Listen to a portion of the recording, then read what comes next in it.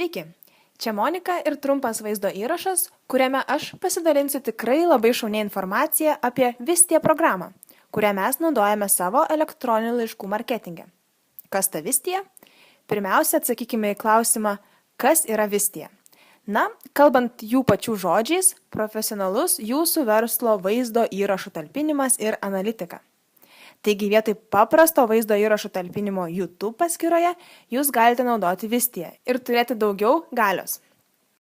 Tai yra tokie elementai kaip spalvos, grojimo mygtukai, galimybė vaizdo įrašo pabaigoje talpinti spaudžiamus mygtukus, kurie skatina atlikti veiksmus peržiūrėjus filmuką. Tai gali būti arba tekstas, arba paveikslėlis. Žinoma, kad tai puiku, kai filmuko pagrindinis tikslas yra priversti vartotoją atlikti kažkokį veiksmą, kai tik jis baigia žiūrėti. Aš tikiuosi, kad visi jūsų vaizdo įrašai turi šį paskatos veiksmams elementą. Taigi pažvelkime į keletą priežasčių, kodėl mes naudojame Wistia programą savo elektroninių laiškų rinkodaroje. Pirma, greitas įkėlimas, patrauklus video pateikimas ir tuo yra labai lengva naudotis. Vienas geriausių argumentų, kodėl elektroninių laiškų marketingo kompanijoje turėtų būti naudojama Wistia, tai kad šia programa yra labai lengva naudotis. Savo kompanijoje mes naudojame labai daug vaizdo įrašų, nes mūsų atlikti tyrimai rodo, kad video naudojimas didina konversijos lygį. Taigi, tai reiškia, kad kartais mes savo kompanijoje naudojame vaizdo įrašų seką. Tačiau dar prieš Wistia mes naudojame savarankišką vaizdo įrašų talpinimą ir naudojame tokias programas kaip GV Player arba Easy Video Player. Problema buvo ta, kad kiekvienas vaizdo įrašas reikalavo konfigūravimo ir pritaikymo internetui. Ir šio proceso metu labai svarbu, kokią galią turi kompiuteris, nes tai gali užtrukti valandas, o taip švaistomas naudingas laikas. Su Wistia jūs tiesiog pasirenkate failą, įkeliate jį, atliekate nustatymus pagal tai, ko jūs siekiate talpindamas tokį vaizdo įrašą ir paviešinate. Paprasta. Antra, tai labai galinga sekimo sistema. Ši sekimo sistema sukuria Wistia programos lygį toks, koks jis yra, nes dauguma kitų vaizdo įrašo talpinimų programų to tiesiog neturi. Kas gero iš to? Na, pirmąją savo elektroninių laiškų kampanijos dieną jūs nukreipsite lankytojų srautus į nusileidimo puslapį, kur norėsite, kad šie lankytojai imtųsi veiksmų.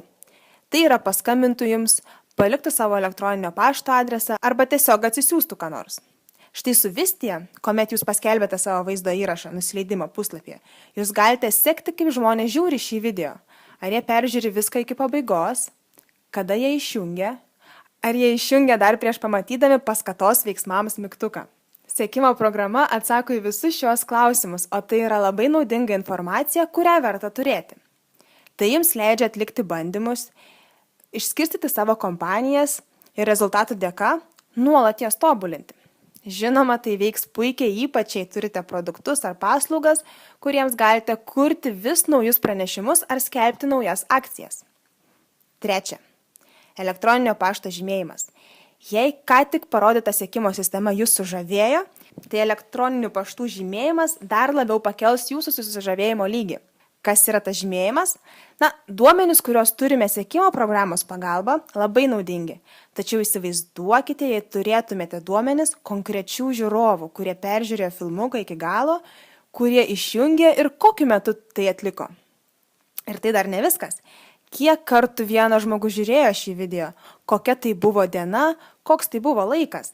Įsivaizduokite, kaip pagal šiuos duomenis galėtumėte segmentuoti šios žmonės ir sukurti atskirus elektroninių paštų laiškus. Vienoje iš automatinių laiškų siuntimo programų, kaip pavyzdžiui Office Autopilot.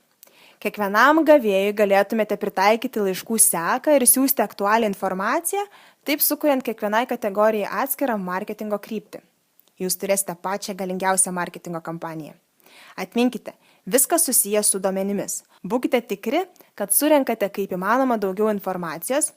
Idealiai jums reikėtų sekti visus savo pardavimus nuo pirmojo marketingo kampanijos žingsnelio iki to momento, kol įvyko tikrasis pirkimas. Tikiuosi, kad jums patiko šis vaizdo įrašas ir jei turėsite klausimų, komentarų, ar norėsite pateikti savo nuomonę, parašykite žemiau esančiame komentarų laukelyje. Su jumis buvo Monika Balčikonytė iš kompanijos Frogo Marketingas. Iki kitos savaitės.